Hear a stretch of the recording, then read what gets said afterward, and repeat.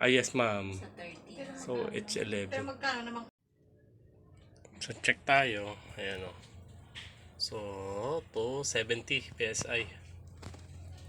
So, mga putok si Fuse. Si Tuto yung sikasuhin mo nga may pagkain naman sila yun. Tapos yung pagkain natin nasa labas. Kaya ba't hindi nagalaw yung... Oh, ma'am. May damage ho dito sa part na to eh. Ayun. Mandar na siya. Ayan. 3 ampere. Ayun.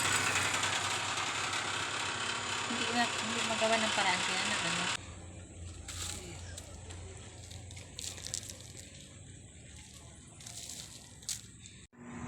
Ayun. So, napalitan na natin. Ayun. Ayan na. Mandar na kanya pan. Okay na. Ayun. So, okay na.